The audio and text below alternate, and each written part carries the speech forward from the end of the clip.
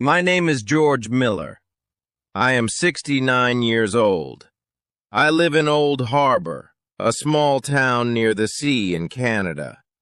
Life feels heavy, like a big bag on my back. I carry it every day. I live with my two grandchildren. Their names are Amy and Noah. Their mother, my daughter, died 7 years ago. She was sick for a long time. Then she left us. Now I take care of the kids. I am their father. I am their mother. I am everything they have. We lived in one small, cold room. The rent was high. The window was broken. Wind came inside at night. We wore coats to sleep. I worked as a night cleaner. I cleaned offices when the city slept. My shift started at 10 p.m. It ended at 6 a.m. My back hurt. My hands cracked from cold water, but I kept working. The landlord shouted at me every month. He wanted money. I had no more time to ask for help. I felt small. I felt tired. I felt invisible. Then one night, everything changed. It was cold. Rain hit the ground like needles. I crossed a big street. My eyes were heavy.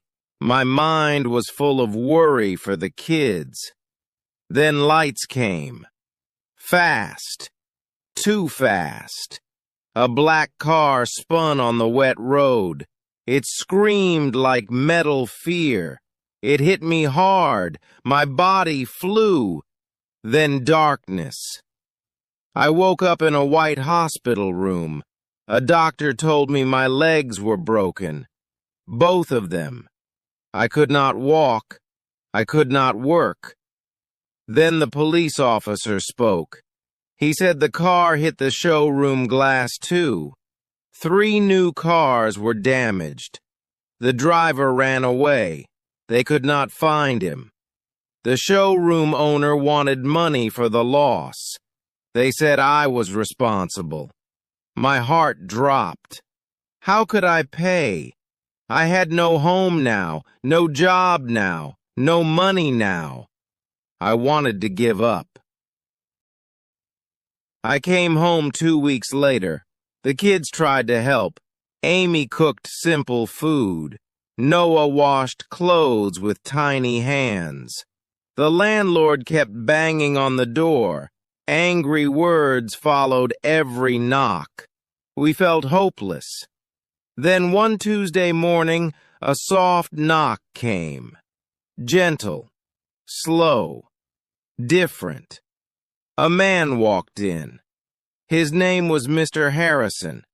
He read our story in the news. It touched his heart. He said we were not alone. He said he and his friends would pay the bills. He said the debt was not our fault.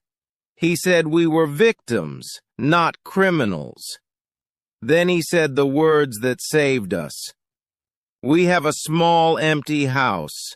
It is warm. It is safe. It is yours. My voice shook. Tears fell. Real tears this time. Not tears of shame. Tears of hope. The house was small, but it felt big with peace. The beds were soft. The water was hot. The wind stayed outside. The house had a small old garage.